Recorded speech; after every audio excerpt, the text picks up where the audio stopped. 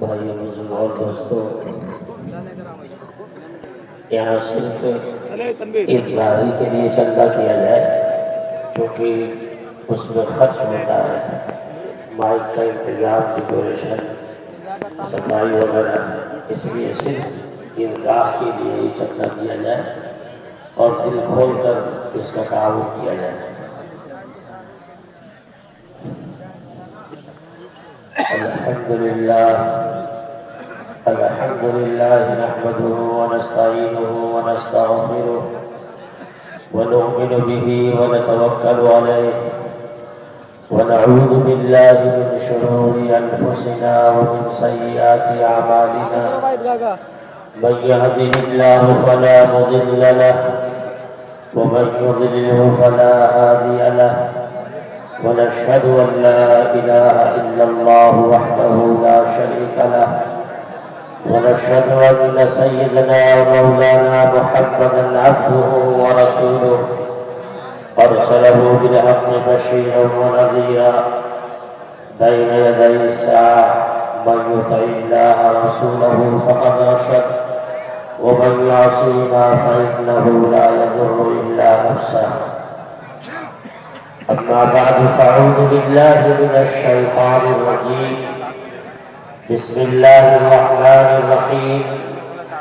قد أفلح من تزكى وذكر اسم ربه فصلى. وعن عبد الله بن عمرو رضي الله تعالى عنه قال قال رسول الله صلى الله عليه وسلم: الصيام والقرآن يشفعان للعبد. يقول الصيام: رب إني منعته الطعام والشراب في النهار فشفعني فيه. ويقول القرآن: رب منعته بالنوم في الليل فشفعني فيه فيشفعان. رواه أحمد أو كما قال صلى الله عليه وسلم. بھائیو بزرگ اور دوستو، اللہ تعالیٰ کا بڑا احسان اور کرم ہے، انہوں نے ہمیں زندگی گزارنے کے لیے ایک پاک پاکیزہ اور خوبصورت مذہب عطا فرمایا ہے، کہیے الحمدللہ، جس کے اندر خوشی منانے کے بھی طریقے بتلائے گئے ہیں اور غم کو انجام دینے کے بھی طریقے بتلائے گئے ہیں۔ عقائد جہاں محمد عربی صلی اللہ علیہ وسلم جب ہجرت کر کے مدینہ تشریف لائے تو آپ نے دیکھا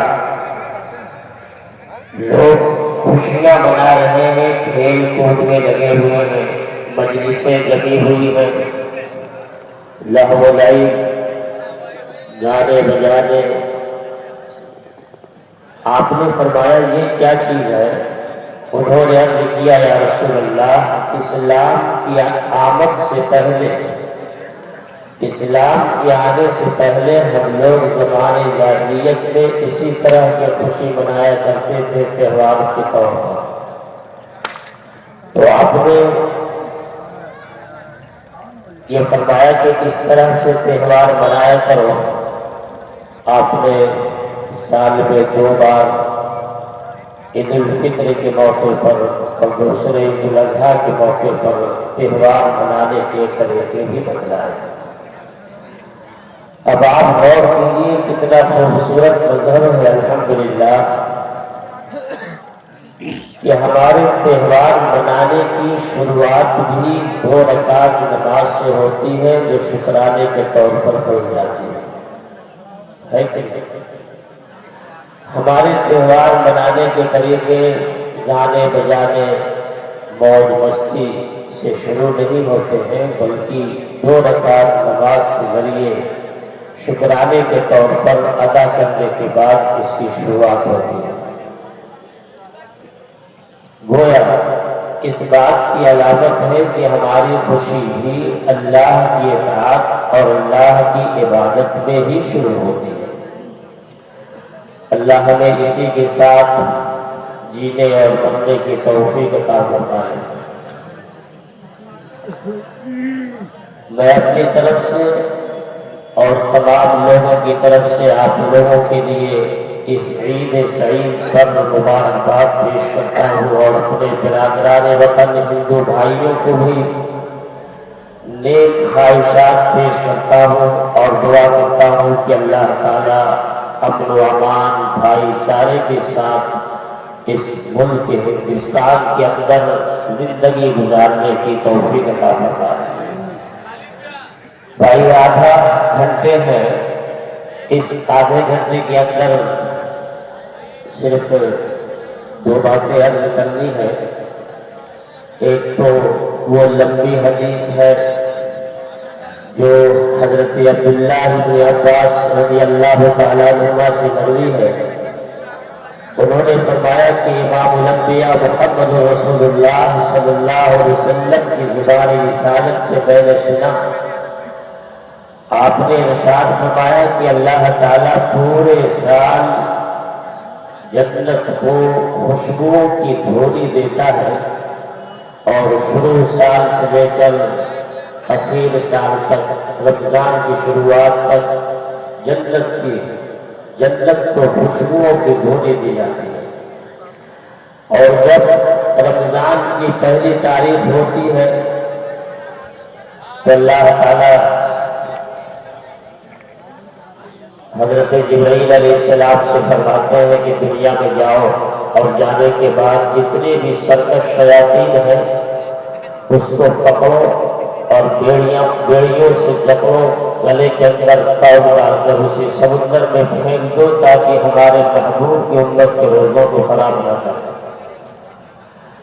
پھر جب پہلی رات ہوتی ہے تو جنت کے اندر ایک ایسی ہوا چلتی ہے خوشبودار جس سے جنت کے درختوں کے پتے اور جنت کے کیواڑوں کے حلقے بجنے لگتے ہیں اور خوشنما آنکھوں والی حور جنت کے بالا خانوں میں آ کر یہ کہتی ہے،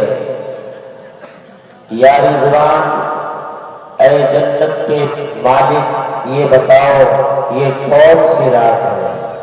تو وہ فرشتے عرض کرتے ہیں یہ رمضان کی پہلی رات ہے، اللہ تعالیٰ نے اپنے حبیب کی امت کے لیے جنت کے دروازے کھول دیے اور جہنم کے دروازے بند کر دیے۔ چنانچہ وہ بالا خانے میں آ کر یہ آواز لگاتی ہے، کوئی ہے مجھ سے منگنی کرنے والا، کوئی ہے مجھ سے پیغام نکاح چاہنے والا، اللہ اسے ہمارے ساتھ جوڑ دے۔ پھر جب اللہ تعالیٰ لیلۃ القدر کو لاتا ہے اور شب قدر آتی ہے، اللہ تعالیٰ حضرت جبرائیل علیہ السلام سے فرماتے ہیں کہ جاؤ زمین پر اترو اور ایک بڑے لشکر جو فرشتوں کے ہیں اس کے ساتھ جاؤ اور اس رات میں جو بھی میرے بندے ذکر کر رہے ہوں، نماز میں مشغول ہوں، عبادت تلاوت میں مشغول ہوں، دعا تسبیح میں مشغول ہوں، ان کی دعاؤں پر آمین کہو۔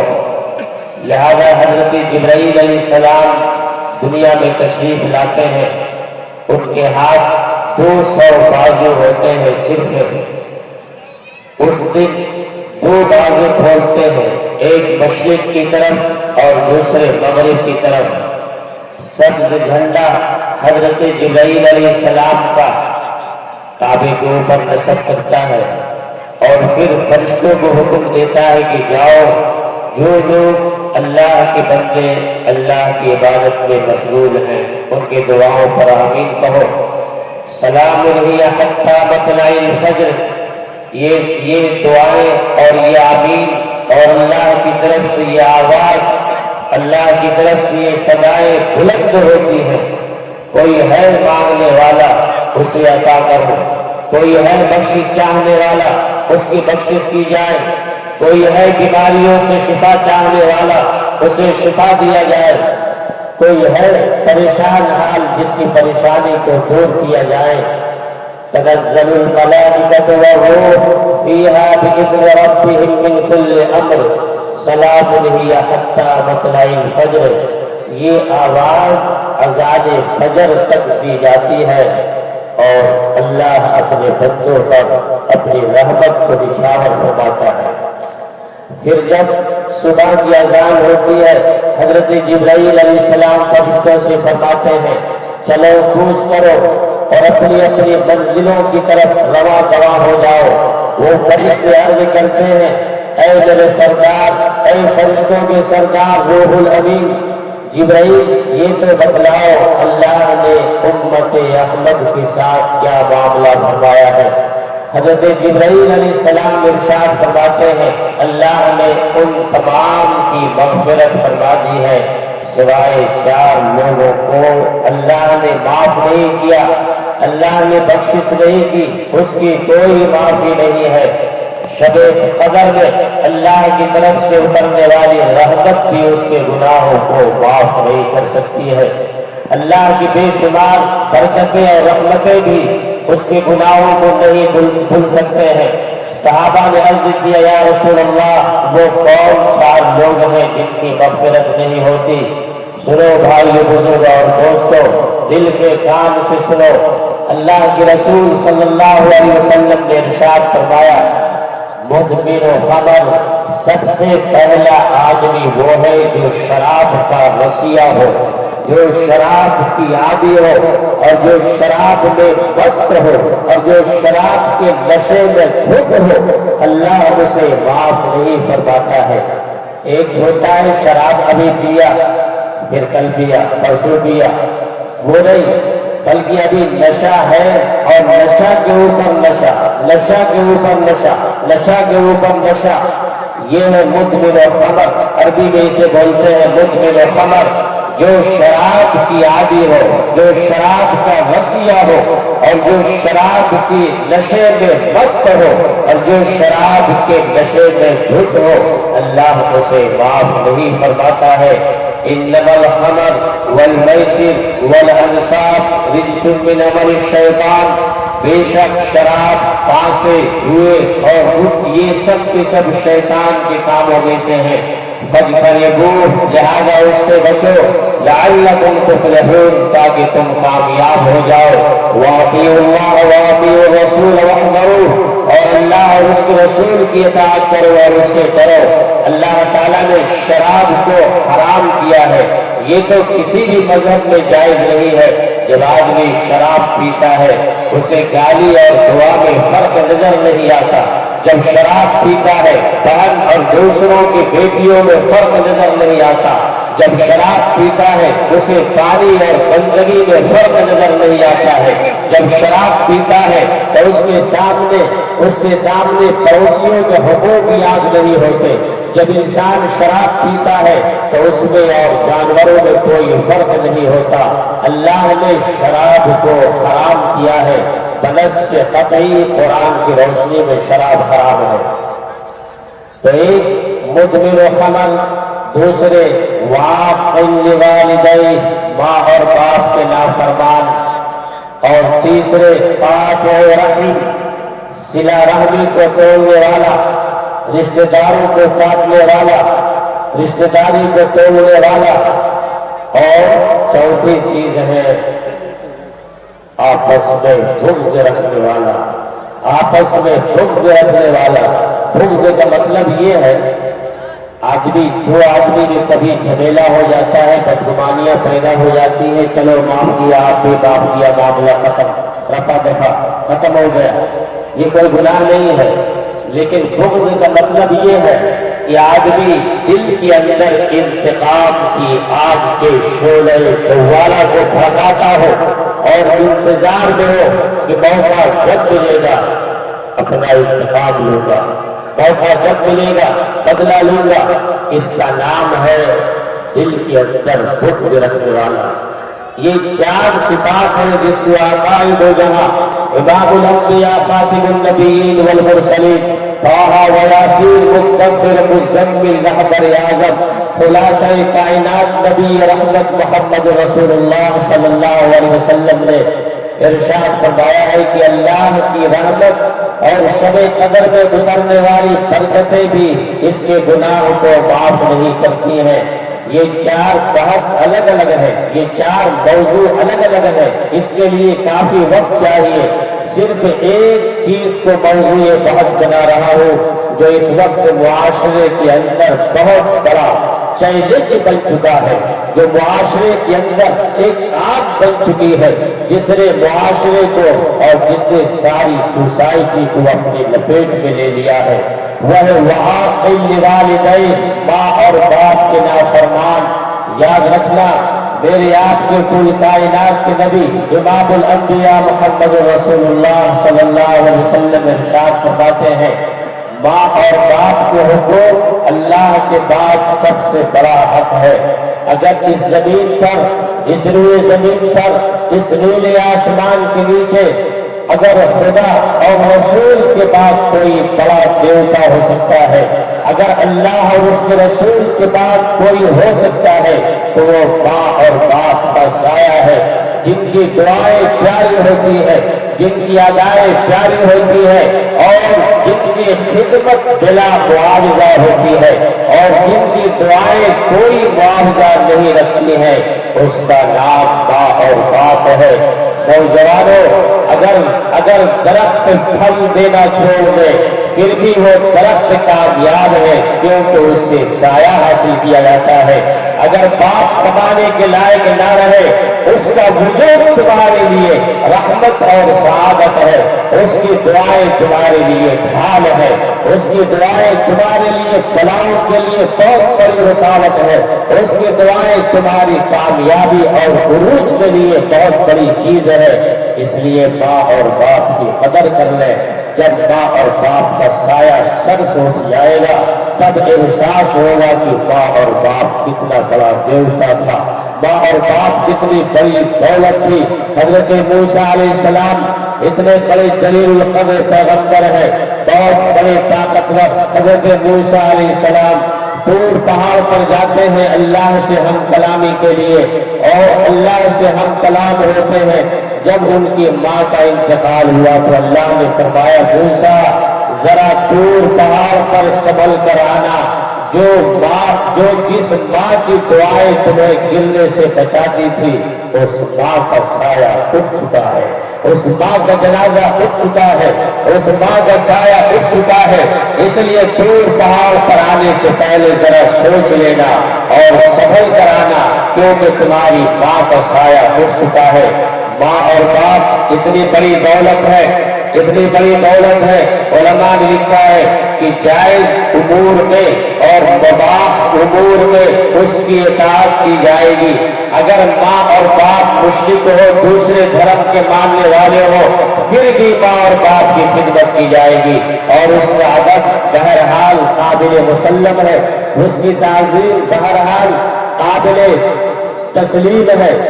آقائے دو جہاں محمد عربی صلی اللہ علیہ وسلم نے ارشاد فرمایا، جو اولاد اپنے باپ کو صبح صبح محبت کی نظر سے دیکھ لے، اسے چائے اور اسے لسی نہ پلائے اور اسے کوئی اور چیز نہ کھلائے، آقا فرماتے ہیں جو اولاد اپنے باپ کو صبح صبح محبت کی نظر سے دیکھ لے، اللہ اسے ایک حج مقبول کے برابر ثواب عطا فرماتا ہے، ایک حج مقبول کے برابر ثواب عطا فرماتا ہے۔ آقا فرماتے ہیں باپ تمہارے لیے جنت کا دروازہ ہے، اگر چاہو اسے سلامت رکھو، چاہو اٹھاؤ دو۔ مطلب یہ ہے باپ کی رضا میں جنت تمہاری سلامت ہے اور باپ کی ناراضگی میں جنت تمہاری برباد ہے۔ آقائے دو جہاں محمد عربی صلی اللہ علیہ وسلم نے ارشاد فرمایا، الجنت تحت اقدام الامہات، جنت اللہ نے تمہاری ماں کے قدموں کے نیچے رکھ دیا ہے۔ وہ جنت جس کی تلاش میں علماء پھرے وہ جنت، جس کی تلاش میں صلحاء پھرے وہ جنت، جس کے لیے بڑے بڑے علماء بزرگان دین پھرے وہ جنت، جس کی تلاش میں انبیاء اور مرسلین پھرے وہ جنت، جس کی تلاش میں امراء پھرے وہ جنت، جس کی تلاش میں غرباء پھرے اور اس کی تلاش میں لگے، اس جنت کو میرے نبی نے کل کائنات کے نبی رحمت نے ماں کے قدموں کے نیچے ڈال دیا ہے۔ جا باغ خدمت کر، جنت تمہاری ماں کے قدموں کے نیچے ہے۔ میرے آقا صلی اللہ علیہ وسلم پر قربان جاؤں، آپ نے ارشاد فرمایا رضا الرب رضا الوالدین وسخط الرب وسخط الوالدین، ماں باپ کی رضا میں اللہ رسول کی رضا ہے، ماں باپ کی ناراضگی میں اللہ اور اس کے رسول کی ناراضگی ہے۔ اس لیے ماں اور باپ کی قدر کرے، اس کی عزت کرے، اس کا احترام کرے۔ رب کعبہ کی قسم، جو شفا ماں باپ کے پاؤں کو دھل کر پانی میں اللہ نے رکھی ہے، اور جو کامیابی اللہ نے ماں اور باپ کے دھلے ہوئے پانی میں رکھا ہے، وہ کامیابی آپ کو زمزم کے پانی میں میسر نہیں ہوگا، وہ کامیابی آپ کو روح افزا میں تسکین نہیں دے سکتی ہے، وہ کامیابی آپ کو دوسرے مشروبات نہیں دے سکتے ہیں۔ جو ماں اور باپ کے پاؤں کو دھل کر اس پانی کو پیا جائے، اس میں اللہ نے وہ شفا رکھی ہے۔ نوجوانوں، ماں اور باپ کی دعائیں تمہیں ایک معراج پر اور تمہیں کامیابی کی اعلیٰ منزل تک پہنچا سکتی ہے، اور ماں باپ کی صرف ایک دعائیں تمہیں ذلت اور رسوائی کے گڑھے میں ڈال سکتی ہے۔ ماں اور باپ وہ ہے، کیا بھول گئے جب تم کھاتے نہیں تھے ماں باپ کھاتے نہیں تھے؟ بھول گئے جب تم تڑپتے تھے ماں باپ تڑپتے تھے؟ جب بیمار بنتے تھے ماں باپ بیمار پڑ جاتے تھے؟ جب تم بیمار پڑتے تھے ماں باپ پریشان ہو جاتے تھے؟ وہ زمانہ بھول گئے جس زمانے میں ماں نے پرورش کیا ہے، جس زمانے میں باپ نے تمہیں دیکھ بھال کیا ہے۔ وَقَضَىٰ رَبُّكَ أَلَّا تَعْبُدُوا إِلَّا إِيَّاهُ، اور اللہ نے حکم دیا ہے صرف ایک اللہ کی عبادت کی جائے گی۔ وَبِالْوَالِدَيْنِ إِحْسَانًا، اور ماں اور باپ کے ساتھ حسن سلوک کیا جائے گا۔ إِمَّا يَبْلُغَنَّ عِندَكَ الْكِبَرَ اور احدہما او کلاہما، ان دونوں میں سے کوئی ایک بڑھاپے کو پہنچ جائے یا دونوں بڑھاپے کو پہنچ جائے، فلا تقل لہما اف ولا تنہرہما، لہذا ماں اور باپ کو اف بھی نہ کہو اور انہیں جھڑکو بھی نہیں۔ وقل لہما قولا کریما، اور ان سے نرم بات کرو۔ واخفض لہما جناح الذل من الرحمہ، اور اس کے سامنے عاجزی کے بازو کو جھکا دو۔ وقل رب ارحمہما کما ربیانی صغیرا، اور اللہ سے دعا کرو یا اللہ جیسے ان دونوں نے میرے بچپن میں پرورش کی ہے، آپ ان دونوں پر رحم فرما۔ یہ اللہ کا کلام ہے، یہ اللہ کی کتاب ہے، اور یہ اللہ کی بات ہے۔ ترجمانی میں کر رہا ہوں، زبان میری ہے پر بات اس رب کی ہے اور اس مالک کی ہے، اس خالق کی ہے جس نے کل کائنات کو بنایا ہے، اس رب کی ہے جس نے تمام چیزوں کو وجود عطا فرمایا ہے، اس رب کی ہے جس نے تمام چیزوں کو وجود عطا فرمایا ہے، اس اللہ کا کلام ہے۔ اس لیے نوجوانوں، کبھی بھی بھول کر باپ کو یہ نہ کہو کہ یہ تو بڈھا ہو چکا ہے، اس کی عقلیں بھی بوڑھی ہو چکی ہے۔ کبھی یہ نہ کہو کہ ہم تم سے زیادہ تجربہ کار ہیں، ارے تم کیا باپ سے زیادہ تجربہ کار ہو سکتے ہو جبکہ اس کا زمانہ نبی کے زمانے سے قریب ہے اور تمہارا زمانہ نبی کے زمانے سے دور ہے۔ لہذا ماں باپ کی قدر اور اس کی عزت، اس کا احترام ہر نوجوان کے لیے لازم ہے اور ہر نوجوان کے لیے ضروری ہے۔ وَأَقِمْ لِوَالِدَيْكَ، آقائے دو جہاں محمد عربی صلی اللہ علیہ وسلم نے ارشاد فرمایا، ماں اور باپ کے نافرمان کی بخشش نہیں ہو سکتی ہے، اور شب قدر کی رحمتیں بھی اس کے گناہوں کو دھل نہیں سکتی ہے۔ اس لیے نوجوانوں، میں تم سے گزارش کرتا ہوں، نوجوانوں میں تم سے اپیل کرتا ہوں، اگر ماں باپ زندہ ہے اور ناراض ہے، عیدگاہ میں سے نکلنے کے بعد بغیر کسی سلام اور مصافحہ کے اور بغیر کسی معانقہ کے جاؤ اور ماں اور باپ کے قدموں پہ گر جاؤ اور معافی مانگو۔ اللہ کی قسم تھوڑی دیر کے لیے تو تمہیں لگے گا کہ میں نے اپنی جوانی کو قربان کر دیا ہے، میں نے اپنے انا کو غرور کو دھل دیا ہے، لیکن اللہ کی قسم اگر ماں باپ نے معاف کر دیا تو تمہیں کامیابی سے کوئی نہیں روک سکتا ہے، اور کامیابی تمہاری قدم چھوڑے گی انشاءاللہ۔ اس لیے نوجوانوں، ماں اور باپ بہت ہی اہم چیز ہے، اس کی قدر کر لیں۔ اگر اس کا سایہ اٹھ گیا تو ساری زندگی اس کا بدل نہیں ہو سکتا ہے، ساری زندگی اس کا بدل نہیں ہو سکتا ہے۔ اس لیے جب تک ماں اور باپ ہے اس کی قدر کر لیں۔ ایک دوسرا مسئلہ یہ بھی عرض کر دوں، جس کے ماں اور باپ اس دنیا سے چلے گئے، جس کے ماں اور باپ اس دنیا سے چلے گئے اور وہ اولاد نافرمان نہیں، ماں باپ کی بات نہیں مانی، تو اللہ کے رسول صلی اللہ علیہ وسلم فرماتے ہیں کہ ان ماں اور باپ کے لیے ایصال ثواب کرتی رہے اور دعائے مغفرت کرتی رہے، اللہ تعالیٰ اس نافرمان اولاد کو فرما بردار کی لسٹ میں اٹھائے گا انشاءاللہ۔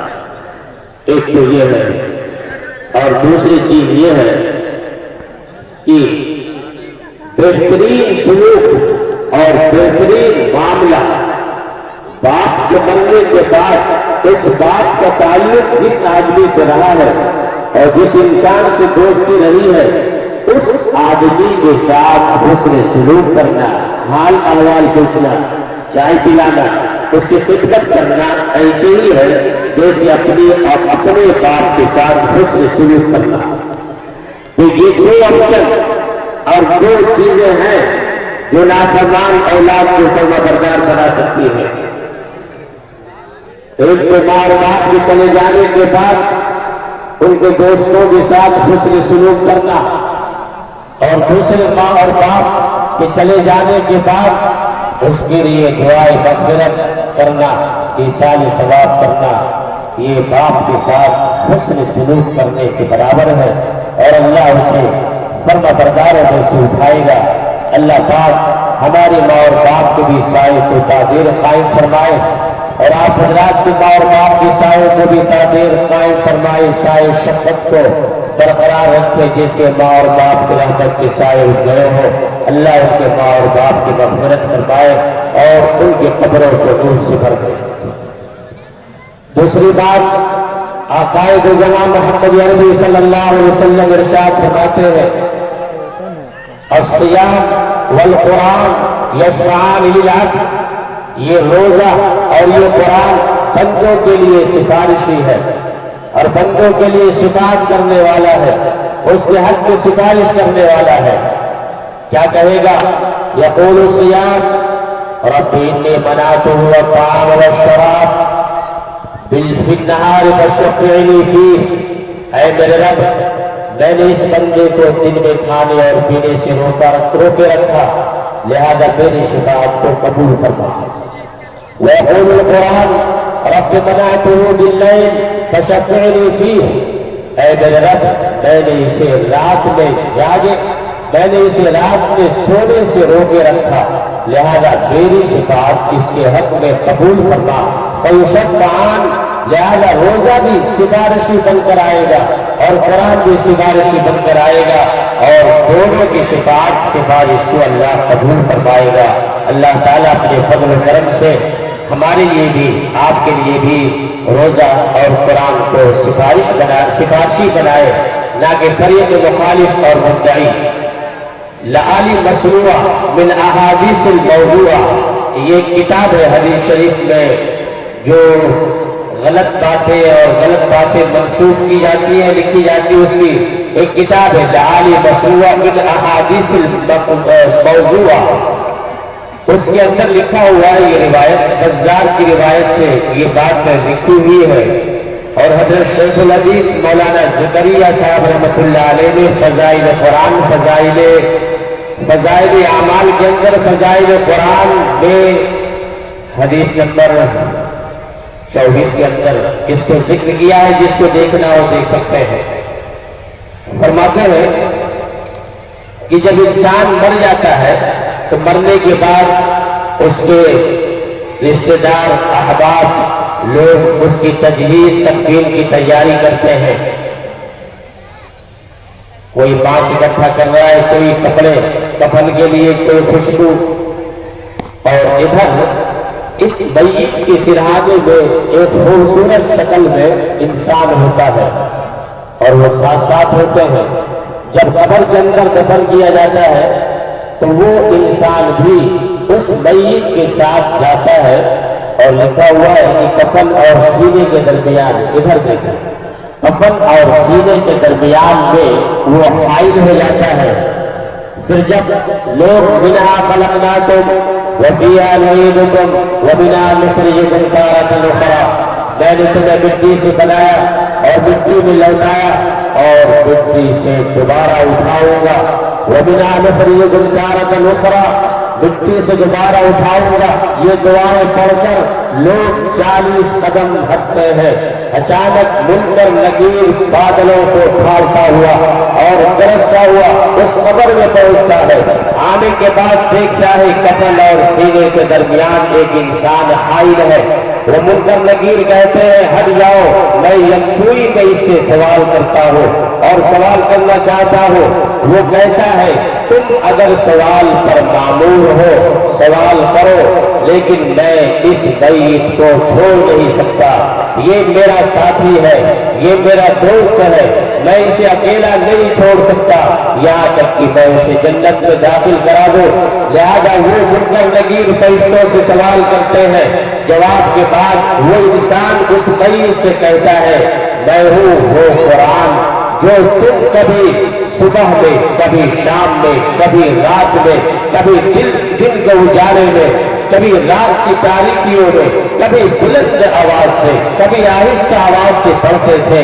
میں تمہارا وہ قرآن ساتھی ہوں، میں تمہیں جنت میں داخل کرا کر رہوں گا۔ لہذا ملائے اعلیٰ سے ان کے لیے بستر لایا جاتا ہے، اور ایسا بستر جو ریشم کا اور درمیان میں چھالے مشک کے، اور ان کے لیے بچھا دیا جاتا ہے، اور وہ شخص کہتا ہے میت سے تم آرام سے رہو، کوئی فکر نہ کرو، یہ ہے کامیابی۔ فمن زحزح عن النار وادخل الجنت فقد فاز، جو جہنم سے محفوظ ہو گئے، جو جہنم سے بچ گئے، وہی لوگ کامیاب ہیں۔ وما الحیات الدنیا الا متاع الغرور، اور دنیا کی زندگی ایک دھوکہ ہے، یہ مکڑیوں کا جالا ہے، یہ مکھیوں کی پھنپھناہٹ ہے۔ اس دنیا کے اندر کتوں کو بھونکنے کے سوا کوئی چیز نظر نہیں آتی ہے۔ آپ اٹلی اور اردن جانے کی ضرورت نہیں ہے، یہی براوا کے اندر بڑی بڑی حویلیاں موجود ہیں اور بڑی بڑی عمارتیں موجود ہیں۔ جاؤ ان عمارتوں کو دیکھو، عظمت رفتہ پر آنسو بہا رہی ہے اور یہ کہہ رہی ہے کوئی تھا جو یہاں تھا اب نہیں رہے، کوئی مکی تھے جو پھر یہاں نہیں رہے، تو ہرس ہوس کو چھوڑ دیا، دیش بدیش پھرے مارا، قذاق اجل کا لوٹے ہے، دن رات بجا کر نقارا، کیا بدھیا بھینسا بیل شتر، کیا گوڑی پلہ سردھارا، کیا گیہوں چاول موٹ مٹر، کیا آگ دھواں اور انگارا، سب خاک پڑا رہ جائے گا جب ناچ چلے گا بنجارا۔ یہ اگتا ہوا سورج کو نہ دیکھو، یہ ڈوبنے یہ چڑھتی ہوئی جوانی کو نہ دیکھو، یہ ختم ہونے والی ہے۔ اس لیے بھائیو، بزرگوں اور دوستوں، آقائے دو جہاں محمد عربی صلی اللہ علیہ وسلم نے جو ارشاد فرمایا کہ یہ عید کے موقع پر خوشی منانے کے لیے 2 طریقے ہمیں عطا کیے گئے، ایک تو عید الاضحیٰ کے موقع پر اور دوسرے عید الفطر کے موقع پر۔ اللہ تعالی ہمارے لیے بھی، آپ کے لیے بھی اور پوری قوم کے لیے اور پوری امت کے لیے اس عید سعید کو خوشی کا موقع بنائے اور تمام لوگوں کے لیے امن و امان اور بھائی چارہ کی توفیق عطا فرمائے۔ اللہ ہمیں بھی آپ کو بھی عمل کی توفیق دے۔ وما علینا الا البلاغ۔